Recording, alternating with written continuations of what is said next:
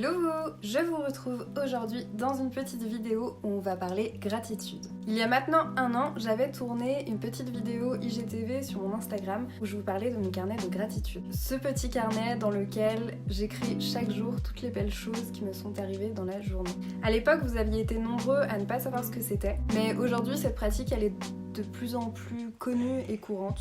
Toutefois, j'avais envie de vous en parler à nouveau et de vous partager tout ce que ça a pu apporter en 1 an dans ma vie. J'avais eu cette idée à la suite d'une lecture que j'avais absolument adorée. Il n'y a pas de hasard, que des rendez-vous de Rita Badraoui. Ce titre a bien été évidemment inspiré de la célèbre phrase de Paul Éluard, il n'y a pas de hasard, il n'y a que des rendez-vous, qui est devenu depuis quelques années déjà un de mes mantras phares. Car à mes yeux, rien n'arrive au hasard, les coïncidences ne sont pas réellement des coïncidences. Et nous sommes toujours, quoi qu'il arrive à mes yeux, au bon endroit et au bon moment.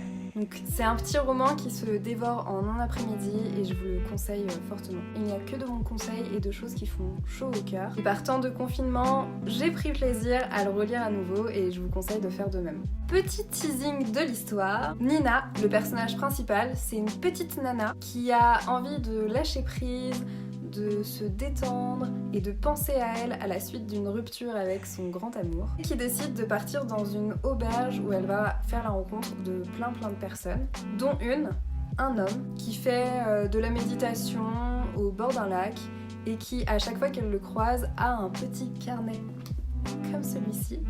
Et en fait, eh bien, c'est son carnet de gratitude. J'avais tellement aimé l'idée que je me suis dit, mais attends, meuf, pourquoi tu fais pas la même chose? C'est beaucoup trop bien. Dans notre vie, on a vraiment la fâcheuse tendance à se fixer sur les choses qui ne vont pas et à pas assez regarder toutes les belles choses et même les plus minimes belles choses qui se passent autour de nous.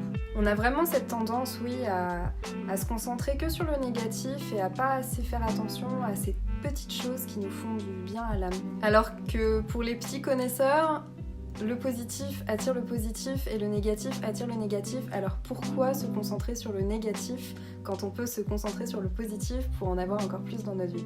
Même si la vie n'est pas un long fleuve tranquille, il faut toujours penser positif parce que même si quelque chose de négatif nous arrive, il y a toujours du bon à en ressortir et à garder pour soi parce que ce bon, même dans ce négatif, nous fera vraiment évoluer et grandir et nous diriger vers le chemin de vie que l'on doit prendre et suivre surtout. Du coup, le carnet de gratitude, il t'aide vraiment à te concentrer que sur le positif. Le mien, ça fait déjà 1 an que je l'ai commencé, donc je l'avais commencé le 14 mars. Et à l'époque déjà, j'adorais le tenir. Et là encore plus parce que j'ai beaucoup évolué et j'ai vu tout le bien que ça m'a fait et tout le bien que ça m'a apporté et m'apporte encore aujourd'hui. Du coup c'est vraiment le petit truc que j'aime faire le soir. Et c'est vraiment beaucoup trop agréable de faire ça parce que quand tu le relis après une journée par exemple qui s'est vraiment mal passée, tu le relis et tu te rends compte qu'en fait, il t'arrive tellement de belles choses dans ta vie, même des petites choses qui peuvent normalement passer inaperçues et qui là, tu les marques parce que ça t'a fait du bien sur le coup et quand tu les relis, mais c'est trop agréable, ta vie est géniale. Alors je conçois très bien que ça peut en rebuter quelques-uns d'entre vous d'écrire tous les jours, mais vraiment c'est super agréable et je vais vous donner quelques petits conseils comme ça pour pouvoir entamer le vôtre si ça vous intéresse. Même si au début vous pensez pas à le faire régulièrement, c'est pas grave, petit à petit vous allez vous rendre compte que plus vous le faites, plus ça devient une habitude et cette habitude vous fait tellement du bien que vous allez continuer à le faire et ça va être un bon cercle de bonnes habitudes et de gratitude. Quand vous en débutez un et que vous savez pas trop par quoi commencer, vous pouvez tout simplement écrire les petites choses qui vous ont fait du bien dans la journée, qui vous ont procuré une certaine émotion que vous avez aimé ressentir, les compliments que vous avez reçus. Vous pouvez aussi marquer un petit plaisir que vous avez eu dans la journée, mais tout ça en phrases courtes pour que ce soit vraiment des petites phrases comme des petits mantras que vous aurez qu'à relire quand ça n'ira pas. En fait, concentrez-vous sur toutes les petites choses qui généralement vous laissez passer alors qu'il faut vraiment se concentrer sur elles, Parce que plus on va se concentrer sur elles, plus on va les remarquer et plus en fait on va se rendre compte que c'est des choses hyper bonnes à ressentir, hyper chouettes, qui se passent dans notre vie et qu'on laisse beaucoup trop passer. Vous vous rendrez compte très vite qu'il n'y a pas que du négatif qui construit notre vie et j'ai envie de vous dire heureusement. Pour ma part, je me force à en marquer au moins 5. Enfin, je me force. Ça, c'était au début parce que maintenant, et plus vous pratiquerez, vous vous rendrez compte qu'en écrire que 5, ça devient de plus en plus impossible parce qu'il se passe beaucoup trop de choses chouettes dans une journée. Mais voilà, si vous débutez, essayez d'en marquer au moins 5 pour prendre l'habitude. Du coup, voici le mien et comme vous pouvez le voir, voilà, je l'ai bien rempli au bout d'un an. Donc il y avait des jours qui, bien évidemment, n'étaient pas aussi remplis que d'autres. Mais c'est pas grave, au moins je les remplissais quand même si, voilà, en écrire 5, je vous dis, ça devient de plus en plus difficile avec le temps. Mais il y a des jours comme ça où en écrire 5, ce n'est pas possible parce que c'était une journée de merde. Comme tout le monde, ça m'arrive. Mais voilà, je me force quand même à le faire. Et vu que j'adore les carnets, j'en ai pris un avec des constellations qui me représentent bien. Et j'en suis totalement fan. C'est mon petit carnet que je glisse absolument partout. Voilà, j'ai encore, vous voyez, quelques pages de vide qu'il faut que je remplisse. Mais en soi, je les remplis vraiment beaucoup. En ce moment, vu la situation dans laquelle on est, je trouve que c'est une très bonne idée de tenir un carnet de gratitude parce que nous sommes confinés, mais c'est pas parce que nous sommes confinés que nous devons broyer du noir et rester totalement déprimés parce qu'on ne sort pas. Chez nous aussi, il peut se passer de très belles choses et les journées peuvent être totalement différentes, même si on a l'impression qu'elles se ressemblent. Non, il y a des choses qui diffèrent et qui sont à noter pour nous rendre compte qu'en fait, même si on est enfermé, il y a plein de belles choses qui se passent dans nos journées de confinés. Du coup voilà, moi ça fait déjà 1 an que je tiens le mien et ça m'a tellement apporté de choses.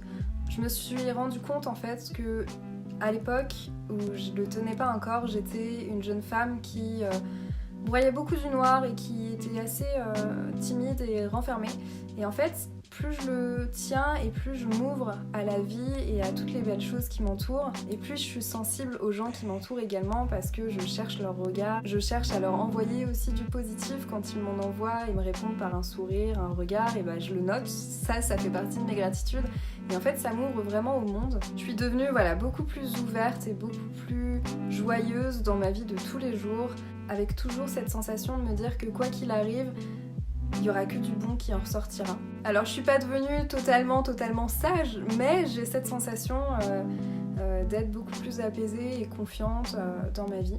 J'ai tendance à plus trop marquer dans ce carnet, même si je le fais régulièrement quand j'y pense.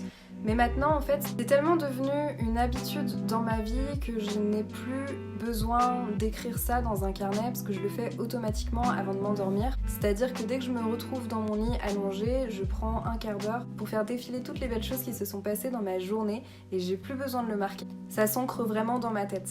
Enfin voilà, c'est une habitude que moi j'ai pris et que j'ai décidé de vraiment inclure à ma vie de tous les jours et j'espère que cette idée, si vous ne la faites pas déjà, vous aurez envie de la faire.